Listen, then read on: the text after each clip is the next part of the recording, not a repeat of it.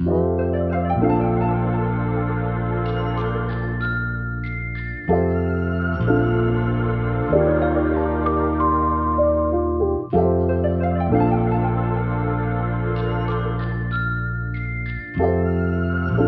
vam govoriti o nemjerljivim zdravstvenim utjecajima redovitog konzumiranja maslinovog ulja sa nečim što se naziva limun, ili specijalnije ćemo još govoriti o samome limunovome soku. I što će se dogoditi u vašem organizmu, a ovo veliki broj osoba interesira, ima potpuno pogrešno shvaćanje što se zapravo događa ako svaki dan odlučite konzumirati jednu žličicu maslinovog ulja sa jednom žličicom limunovog soka zajednički promiješana. Na kraju će vam emisija reći što možete očekivati od ovog tipa zajedničke kombinacije. Ali da bi to imalo počeli shvaćati što se zapravo događa kod ovakve vrste problematike ili zapravo eventualnih zdravstvenih blagodati, morat ćemo malo razlučiti što je zapravo maslinovo ulje i što su zapravo utjecaj na naše zdravlje od limunovog soka ili specijalno redovitog konzumiranja organskog limuna.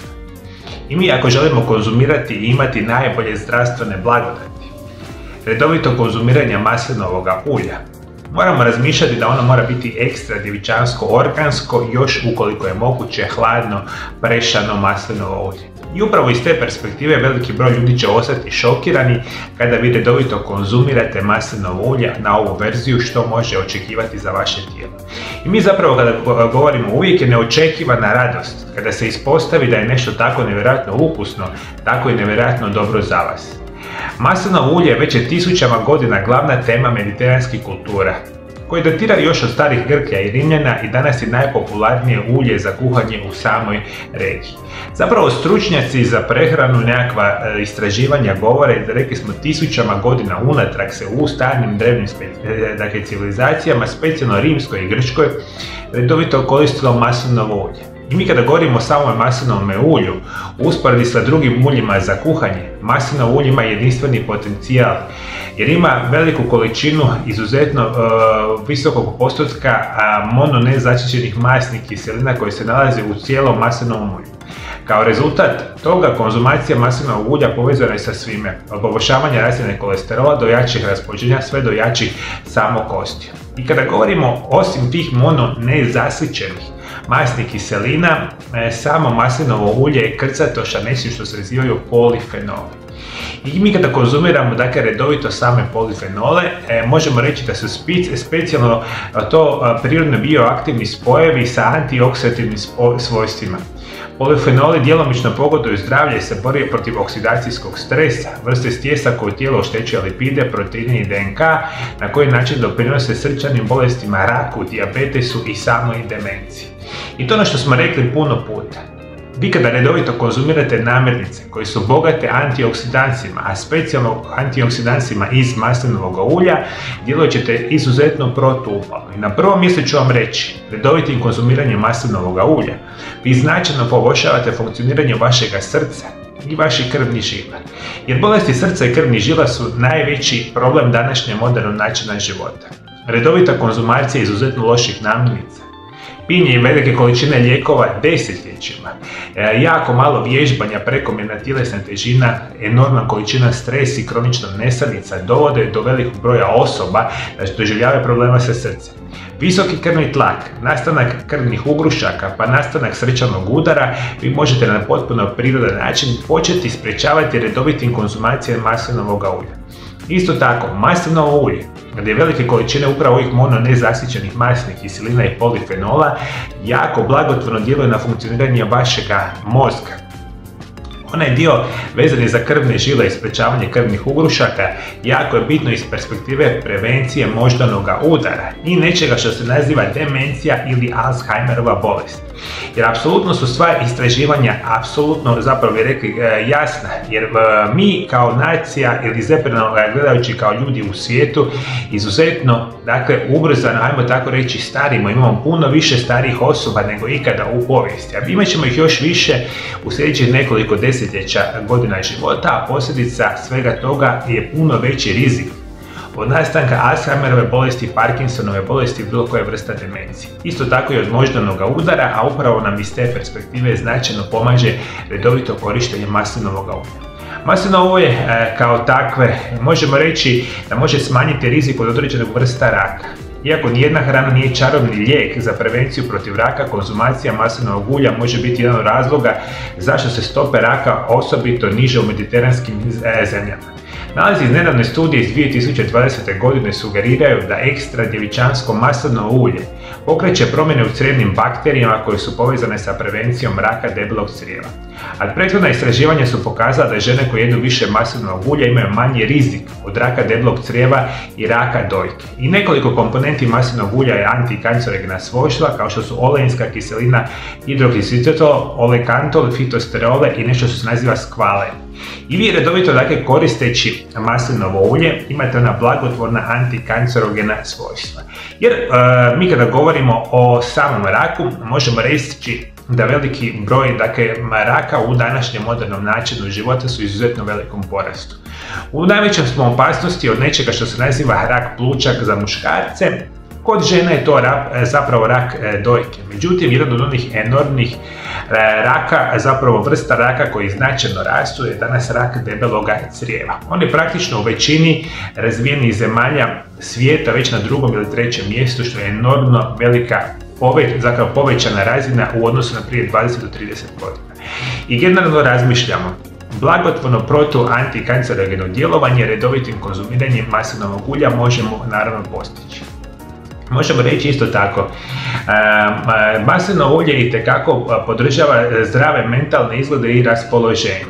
Ono što možemo reći, u jednoj studiji 30% sudionika je ušlo u remisiju zbog umjerene do teške depresije nakon 12-tjedne intervencije mediteranske prehrane koja je uključivala maslinovo ulje. Dodatna istraživanja sugeriraju da korisne masti maslinovog ulja podržavaju središnji živčani sustav, pomažući živcima da pravilno funkcioniraju i povećajući razinu neurotransmitera serotonina koja podržava samo raspoloženje. Što konkretno znači da veliki broj osoba koje patite od kronične depresije, kroničnog stresa, kronične anksioznosti, redovitim konzumiranjem maslinovog ulja možete si pomoći iz ove perspektive.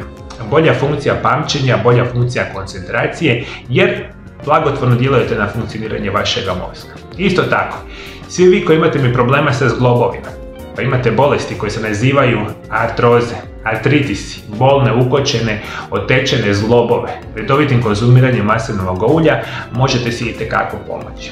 Osobe koje imaju problema, specijalno kada govorimo o samoj zdravlju kostiju, u kategoriji itekako velikog pojačavanja zdravlja kostiju snage ide redovitim unošenjem kalcija, vitamina D koji grade kosti. Upravo u tijelu zapravo može se uključiti stanica oksalata koji razgrađuju kosti, ali istraživači govore da protuupalni polifenoli maslinovog ulja mogu pokrenuti mehanizme koji pomažu u sprječavanju razgradnje kostiju i stimulirati stvaranje novih kostiju, što je nevjerojatno bitno za reći. Dakle, redovitim konzumiranjem maslinovog ulja prevenirate nastanak samih problema sa osteoporozom, osteopenijom, generalno vezano za porozne i izuzetno loše kosti, a u najvećem opasnosti ste svi vi žene, specijalno iznad 50. godine života. Redovito konzumiranje maslinovog ulja značajno pojačava vaš imunitet.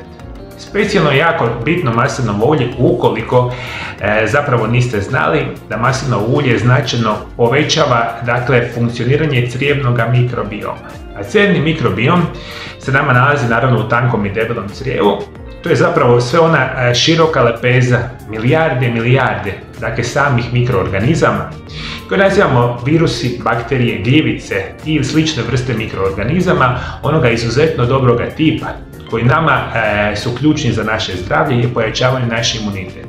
I vi kada redovito konzumirate maslinovo ulje, a rekli smo specijalno organsko, ekstra djevičansko maslinovo ulje, još ako je hladno prešano, hranite crijevni mikrobiom, imate puno bolji imunitet. Redovito koristeći samo maslinovo ulje, možemo reći da uravnotežujete šećer u krvi i možete pomoći u prevenciji dijabetesa. Zdrave masti su ključna prehrambena komponenta za sve koje pokušavaju spriječiti ili upravljati dijabetesom tipa 2. U studiji iz 2017. ljudi koji su jeli najviše maslinovog ulja imali su niži šećer u krvi, natašte i 16% smanjeni rizik od samoga dijabetesa. Sve masti pomaže usporiti apsorpciju glukoze u krvotoku što može održati stabilnost šećera u krvi, ali istraživanje sugeriraju da glavna mononezasićena masnoća u maslinom ulju, oleinska kiselina, itekako može potencirati normalizaciju funkcije, dakle, inzulina u vašoj krvi. A vjerujte mi, veliki broj osoba je već sada u rezistenciji na inzulin. Jer zašto mi to znamo? Jer istraživanja su isto tako u potpunosti jasna. Računajući za 20 do 30 godina, praktično 40 do 50% odrasle svjetske populacije će imati dijabetes tipa 2.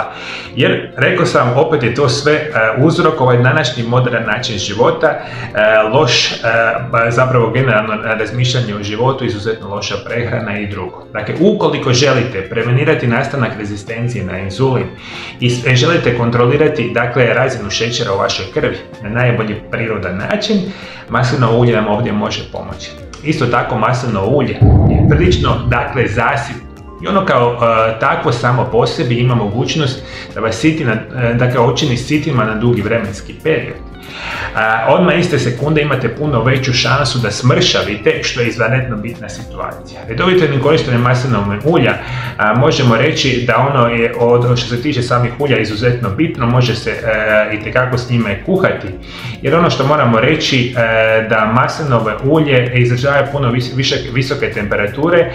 Maslinovo ulje suzbija oksidativni stres uzrokovan toplinom i usporava stvaranje nezdravih samih spojeva.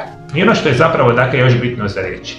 Mi kada govorimo o maslinovom ulju možemo reći, ako ga samo koristite, ovo je sve vama itekako očekivajuće. Kada koristite redovito limune, dakle, morate mi itekako biti svjesni.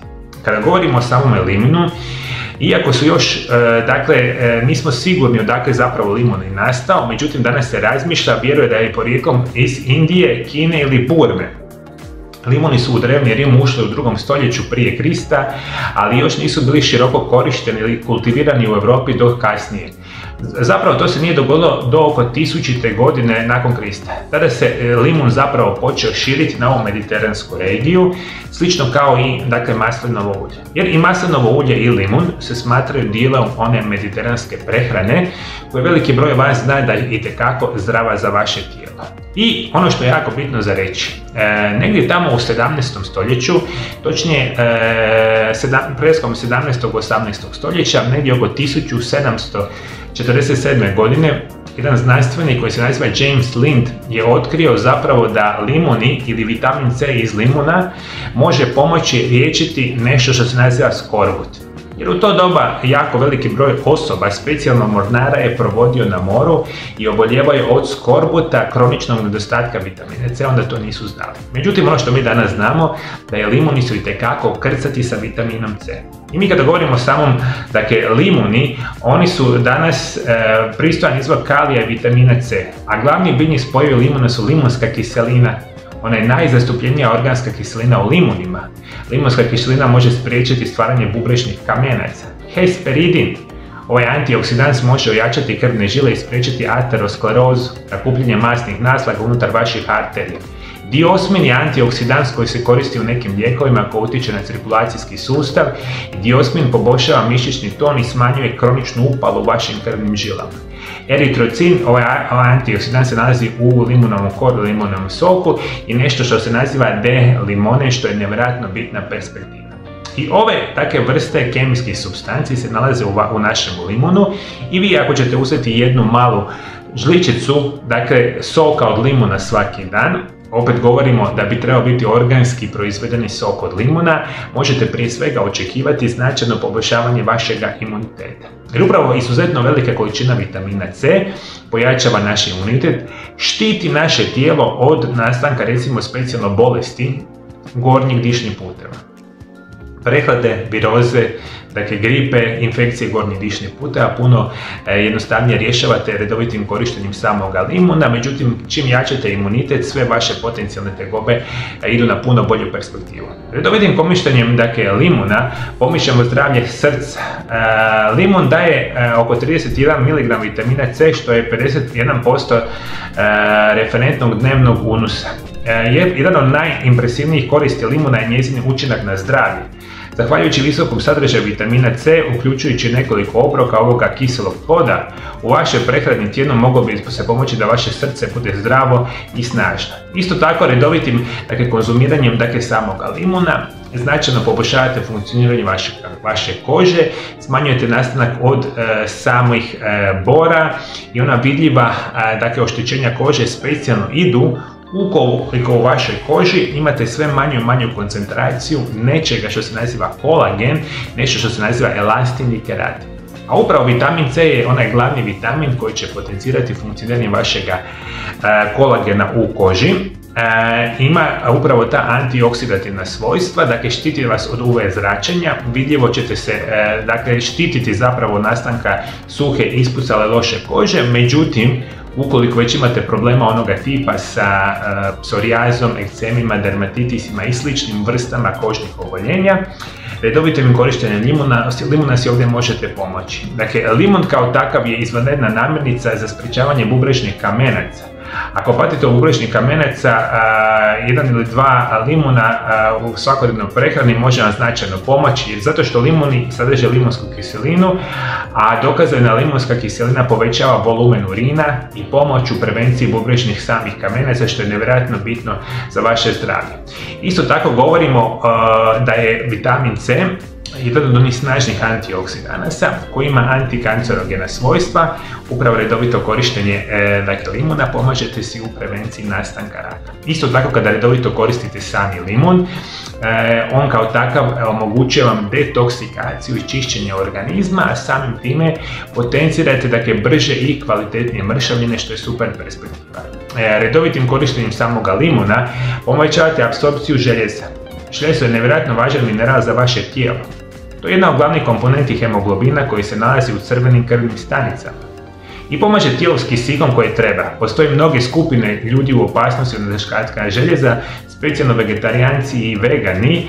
Osim toga, žene reproduktivne dobi u većem su riziku od gubitka krvi kroz samu menstruaciju. Upravo vitamin C pomaže u apsorpciji željeza kako bi se spriječila stanja poput anemije uslijed nedostatka samoga željeza, što je nevjerojatno bitna perspektiva. Dakle, i puno toga nama još može limun pomoći ako ga koristimo u pravilnim omjerima.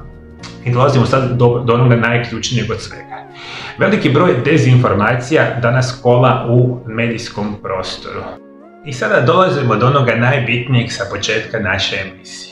Velik broj ste puta čuli od izvora koji nisu nimalo relevantni i nisu izvori koji će vama dati pravilne zdravstvene informacije. Nažalost, veliki broj vas sluša, pa čujete jako veliki broj neistina. Dakle, veliki broj puta sam vama rekao da redovitim korištenjem limuna zajedno sa maslinovim uljem da dobijete neku enormnu bitnu kombinaciju koji će osim ovih zdravstvenih blagodati kad ih zajednički koristite enormno više potencirati zdravlje vašega tijela, što uopće nije istina. Zapravo ne postoji niti jedna relevantna studija koja će reći da kombinacija maslinovog ulja i limuna zajednički je puno bolje nego kada se konzumira jedno i drugo posebno.